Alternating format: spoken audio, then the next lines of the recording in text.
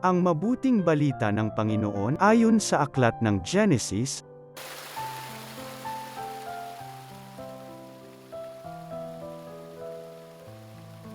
Noong mga araw na iyon, sinubok ng Diyos si Abraham. Tinawag siya ng Diyos at tumugon naman siya. Sinabi sa kanya, "Isama mo ang pinakamamahal mong anak na si Isaac, at magpunta kayo sa lupain ng Moriah. Umakyat kayo sa bundok na ituturo ko sa iyo at ihandog mo siya sa akin."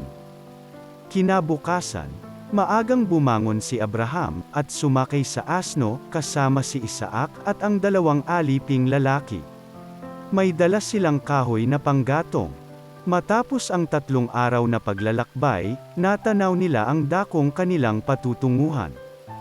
Kaya't sinabi ni Abraham sa kanyang mga alipin, "Bantayan na ninyo rito ang asno at kami na lamang ni Isaac ang magtutuloy.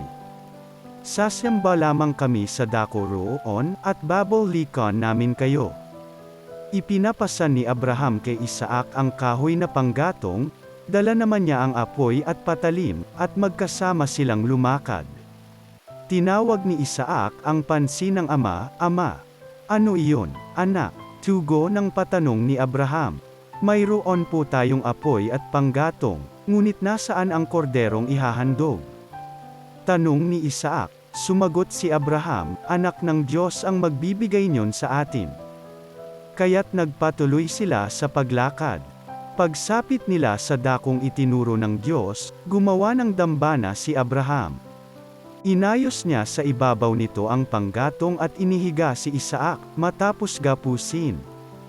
Nang sasaksakin na niya ang bata, tinawag siya ng anghel ng Panginoon at mula sa langit ay sinabi, "Abraham, Abraham, huwag mong patayin ang bata. Huwag mo siyang saktan. Naipakita mo ng handa kang sumunod sa Diyos, sapagkat hindi mo ipinagkait sa Kanya ang kaysa-isa at pinakamamahal mong anak." Paglingon niya ay may nakita siyang isang lalaking tupa na ang mga sungay ay napasabit sa mga sanga ng kahoy. Ito ang kinuha ni Abraham at inihandog kapalit ng kanyang anak.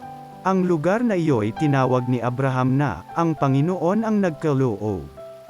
At magpahanggang ngayon, sinasabi ng mga tao, sa bundok ng Panginoon ay may nakalaan. Mula sa langit, nagsalitang muli kay Abraham ang anghel ng Panginoon. Wika nito, "Akong Panginoon ang nangangako sa iyo. Tiyamang hindi mo ipinagkait sa akin ang kaysa-isa mong anak, pagpapalain kita. Ang lahi mo'y magiging sindami ng bituin sa langit at ng buhangin sa dagat. Lulupigin nila ang mga lungsod ng kanilang mga kaaway. Sa pamamagitan ng iyong lahi, pagpapalain ang lahat ng bansa sa daigdig sapagkat ikaw ay tumalima sa akin." Ang mabuting balita ng Panginoon.